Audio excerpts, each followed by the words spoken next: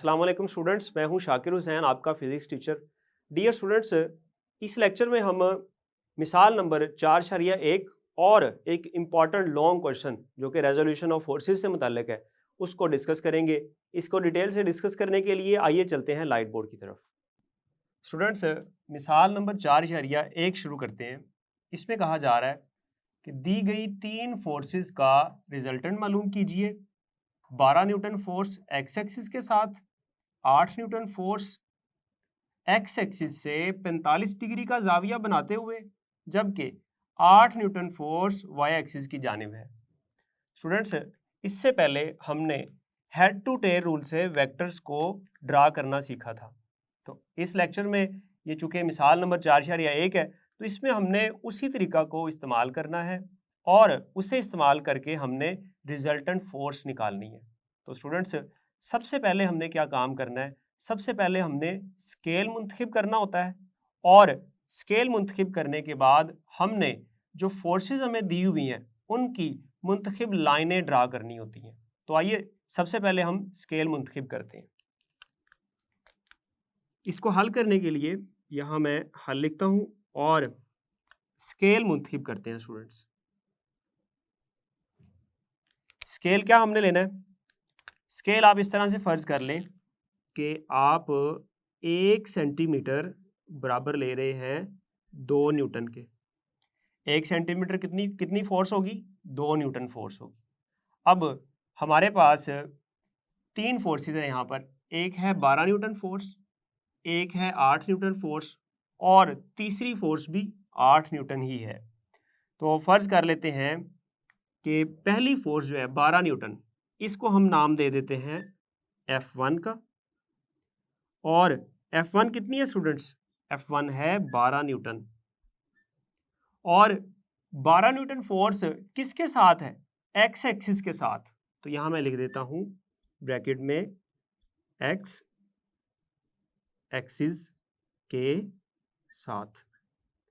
और इसके बाद दूसरी फोर्स है 8 न्यूटन फोर्स एक्स एक्सिस से 45 डिग्री का जाविया बनाते हुए। इसको मैं नाम दे देता हूं खुद से F2 का। और ये कितनी है स्टूडेंट्स? ये है 8 न्यूटन। और ये जो 8 न्यूटन की फोर्स है ये किसके साथ है? ये एक्स एक्सिस के साथ 45 डिग्री का जाविया बना रही है। तो यहां मैं लिख देता हूं एक्स एक्सिस के साथ 45 डिग्री का जाविया बनाते हुए। और इसके बाद तीसरी फोर्स क्या है? तीसरी फोर्स भी 8 न्यूटन है और वो किसके लॉन्ग है स्टूडेंट्स? वो है वाई एक्सिस की जानिब। तो यहां मैं इसको नाम दे देता हूं F3 का। और ये कितनी है? ये है 8 न्यूटन। और ये किसके लॉन्ग है? किसकी तरफ है? यहां मैं लिख देता हूं वाई एक्सिस के साथ। तो ये F3 वाई एक्सिस के साथ है 8 न्यूटन। अब इसके बाद स्टूडेंट्स क्या काम करना है? इसके बाद आपने सबसे पहले 2 रेफरेंस लाइनें ड्रा करनी है इस तरह से। और ये दोनों लाइनें एक दूसरे के परपेंडिकुलर हों।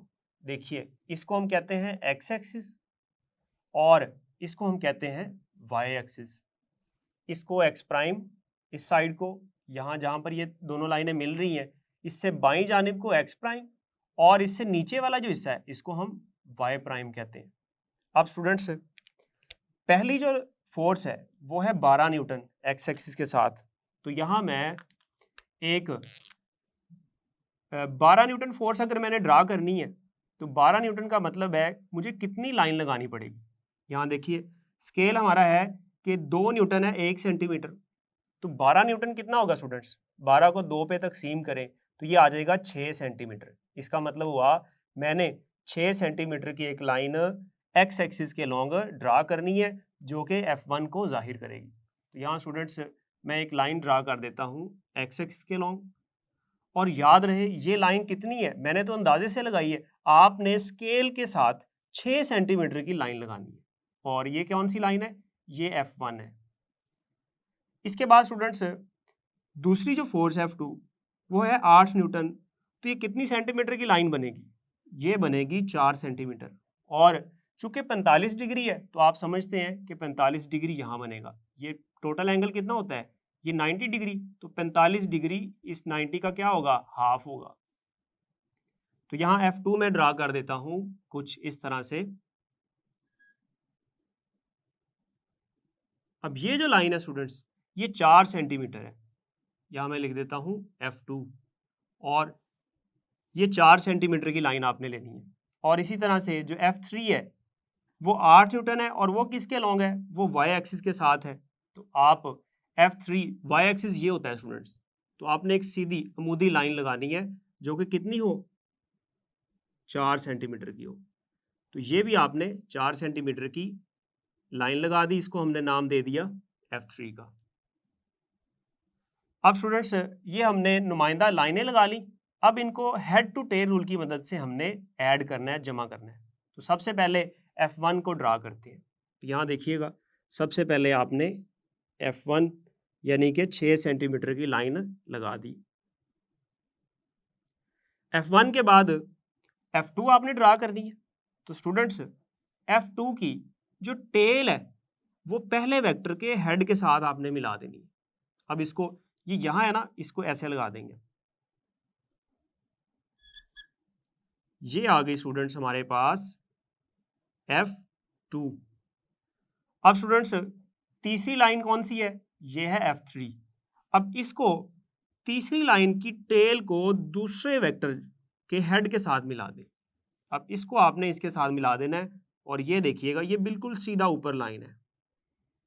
और ये क्या है? ये है F3। तो ये स्टूडेंट्स तीनों लाइनें जो हैं, ये तीनों लाइनें आपने हेड टू टेल रूल की मदद से ऐड कर दी।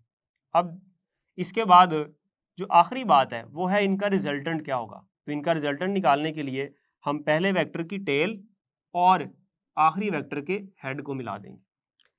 तो इनको मिलाने वाली जो लाइन बनेगी वो हमारे पास इनका रिजल्टेंट होगा। ये देखिए स्टूडेंट्स, ये जो लाइन आपके सामने आई है इसको मैं कह देता हूं F, और ये F क्या चीज़ है? ये रिजल्टेंट फोर्स है। अब ये कितनी फोर्स होगी? तो इसके लिए आपने स्टूडेंट्स ये काम करना है कि आप इसकी लंबाई मालूम कर लें, स्केल की मदद से इसको मेजर करें कि इसकी लंबाई कितनी आती है, और उसके बाद प्रोटेक्टर की मदद से आप ये वाला एंगल देखें कि ये कितना आता है। तो ये आना चाहिए 37 डिग्री। और स्टूडेंट्स इसकी जो लंबाई होगी वो आपको इस रिजल्टेंट फोर्स का मैग्नीट्यूड यानी कि मिकदार बताएगी, और इसकी सिमत इस तरफ होगी। तो इस तरीके से आप इस मिसाल को हल कर सकते हैं। और इसके बाद स्टूडेंट्स जो हमारा टॉपिक है वो बहुत इंपॉर्टेंट लॉन्ग क्वेश्चन है जो कि रेजोल्यूशन ऑफ फोर्सेस से मुतालिक है। रेजोल्यूशन ऑफ फोर्सेस को समझने से पहले मैं आपको एक छोटा सा कॉन्सेप्ट देना चाहूँगा। वो कॉन्सेप्ट ये है कि आपकी बुक की साइड इंफॉर्मेशन पे दिया हुआ है, आपके पास एक मुसल्लस है, और ये स्टूडेंट्स एक कायमातुज़्ज़ाविया मुसल्लस है। कायमातुज़्ज़ाविया मुसल्लस कौन सी होती है? जिसका एक एंगल 90 डिग्री का हो। और इसको कोई नाम दे देते हैं, इसको नाम दे देते हैं A, B और C का। यहाँ A पर जो एंगल बन रहा है स्टूडेंट्स, इसको हम कह देते हैं थीटा है। ये कितना एंगल है? ये जितना भी हो, 30 डिग्री हो, 45 डिग्री हो, जितना भी हो, हमें इससे गरज नहीं है, हमने कह दिया ये थीटा है। तो अगर कोई आपके पास कायमातुज़्ज़ाविया मुसल्लस हो और उसकी जो लॉन्गेस्ट साइड होती है, जो सबसे ज़्यादा लंबी साइड होती है, उसको हम कहते हैं वतर, और ये जो थीटा एंगल जो है इसके सामने वाली साइड को हम कहते हैं अमूद, और ये 90 और थीटा वाली साइड जो होती है इसको हम कहते हैं कायदा। अब समझने वाली बात क्या है स्टूडेंट्स? समझने वाली बात यह है कि आप इनमें से कोई दो चीज़ों की यानी कि कोई दो साइडों की आप रेशो लें, निस्बत लें, तो वो आपके पास एक ट्रिग्नोमेट्रिक रेशो कहलाती है, और उसको हम मुख्तलिफ नामों से जाहिर करते हैं, जैसे sine theta, cosine theta, tangent theta वगैरह। तो देखिएगा यहाँ आपने याद रखना है कि अगर हम रेशो लें अमूद और वतर की। अमूद यहाँ पर क्या चीज़ है स्टूडेंट्स? अमूद यहाँ पर है ये BC लाइन, BC ओवर, और वतर क्या है स्टूडेंट्स? ये AB लाइन ओवर AB। तो इसकी रेशो को हम नाम देते हैं साइन थीटा का। क्या नाम देते हैं? साइन थीटा का। और स्टूडेंट्स अगर आप रेशो लें कायदा और वतर की, तो ये हमारे पास आती है कायदा ओवर वतर, और ये कौन सी साइडें बनेंगी? कायदा है हमारे पास AC, और वतर क्या चीज़ है स्टूडेंट्स? ये है AB। और ये कितनी बनेगी? ये AC ओवर AB, इसको हम नाम देंगे कॉस थीटा का। और इसके अलावा जो तीसरी रेशो है वो है हमारे पास अमूद और कायदा की। तो यहां तीसरी रेशो में लिख देता हूं अमूद ओवर कायदा। और अमूद क्या है हमारे पास? ये है BC, और कायदा क्या चीज है स्टूडेंट्स? ये है AC। तो अमूद बटे कायदा बराबर आ जाएगा tan थीटा के। तो ये तीन रेशो स्टूडेंट्स आपने याद रखनी है। साइन थीटा बराबर होता है अमूद बटे वतर के, और कॉस थीटा बराबर होता है कायदा बटे वतर के, और tan थीटा बराबर होता है अमूद बटे कायदा के। और अब हम बात करते हैं अपने important topic resolution of forces की। रेजोल्यूशन ऑफ फोर्सेस स्टूडेंट्स क्या होती है? रेजोल्यूशन का मतलब होता है तहलील करना। रेजोल्यूशन ऑफ फोर्सेस, फोर्सेस को तहलील करना। किस में तहलील करना? फोर्सेस को उनके अमूदी कंपोनेंट्स में तहलील करना। तो स्टूडेंट्स सबसे पहले हम ये समझते हैं कि अमूदी कंपोनेंट्स क्या होते हैं। अमूदी कंपोनेंट्स, अमूदी कंपोनेंट्स स्टूडेंट्स ऐसे कंपोनेंट्स होते हैं, अगर कोई वेक्टर दो परपेंडिकुलर कंपोनेंट से लिया जाए, यानी कि दो एक दूसरे के ऊपर अमूद बनाने वाले जो कंपोनेंट्स हैं उनसे लिया गया हो, तो उनको हम कहते हैं कि ये इस वेक्टर के अमूदी कंपोनेंट्स हैं। तो इसकी डेफिनेशन स्टूडेंट्स हम लिखते हैं, अगर कोई वेक्टर दो एक दूसरे पर अमूदी कंपोनेंट्स से लिया गया हो तो इन्हें अमूदी कंपोनेंट्स कहते हैं। ये स्टूडेंट्स अमूदी कंपोनेंट्स की डेफिनेशन है, ये आपने याद रखनी है।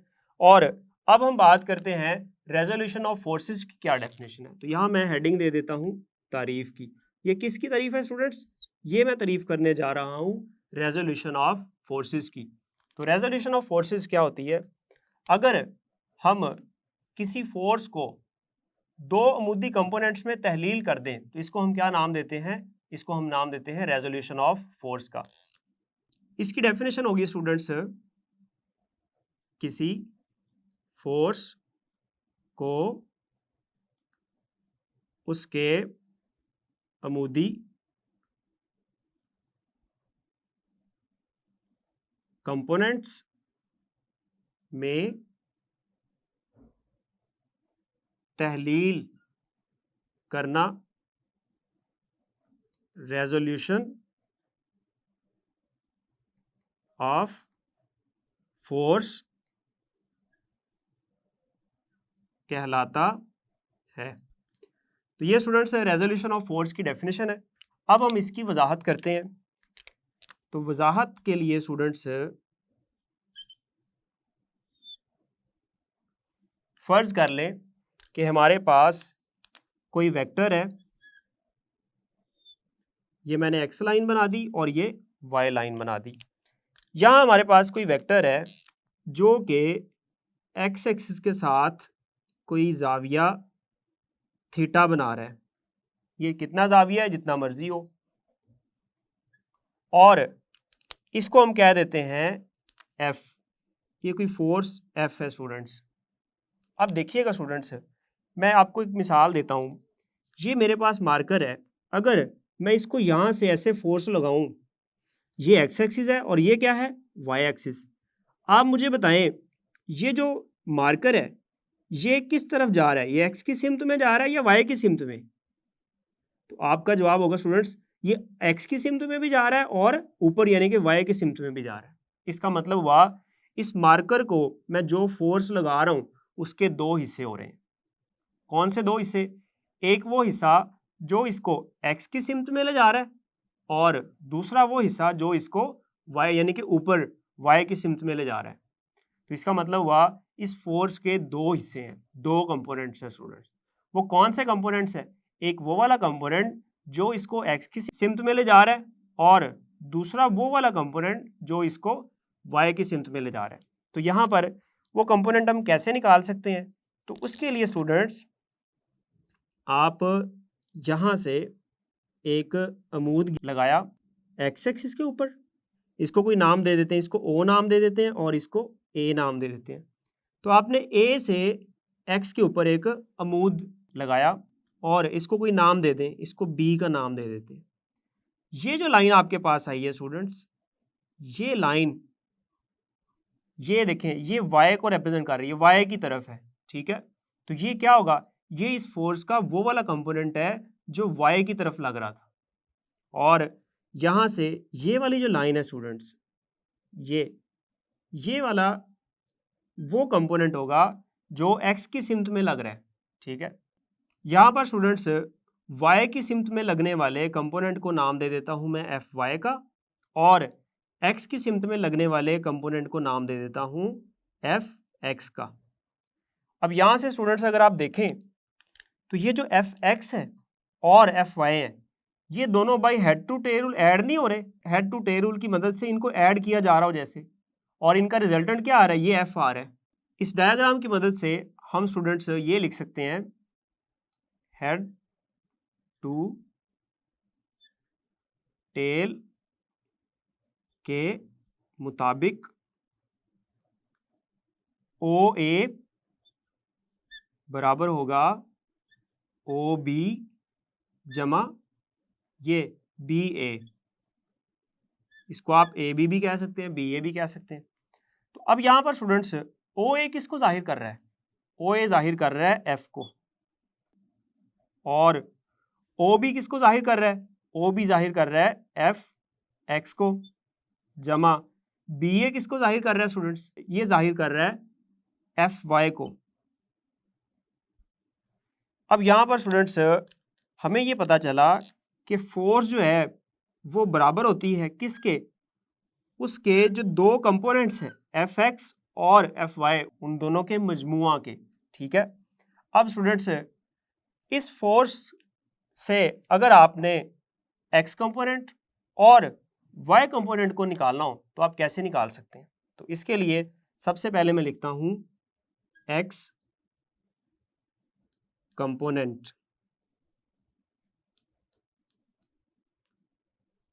तो जो एक्स कंपोनेंट है स्टूडेंट्स इसको हम लिख सकते हैं, देखिए हमने ये एक्स कंपोनेंट निकालना है, मैंने स्टूडेंट्स आपके सामने 3 ट्रिग्नोमेट्रिक रेशोज लिखी हैं, इनमें से बताएं अगर हमने एफ एक्स निकालना हो और हमें एफ का पता हो तो हम कौन सी ट्रिग्नोमेट्रिक रेशो लगाएंगे कि एफ एक्स आ जाए। पता हमें किस चीज़ का, हमें एफ का पता है और हम क्या निकालना चाहते हैं, हम एफ एक्स निकालना चाहते हैं। तो अगर आप देखें एफ एक्स क्या चीज़ है, ये ओ बी है और ओ बी इसका कायदा है, ठीक है, और ओ ए क्या है, ये वतर है। तो अब ऐसी रेशो जिसमें कायदा और वतर दोनों आए वो कौन सी है, तो ये देखें स्टूडेंट्स ये कॉस थीटा है, कॉस थीटा में कायदा और वतर दोनों आ रहे हैं। तो यहाँ से हम ये लिख सकते हैं कि कॉस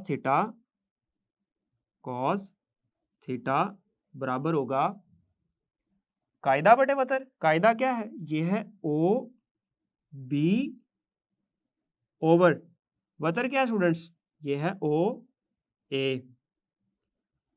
ओ बी की कीमत, ओ बी की जगह आप एफ एक्स लिख सकते हैं और ओ ए की जगह आप एफ लिख सकते हैं।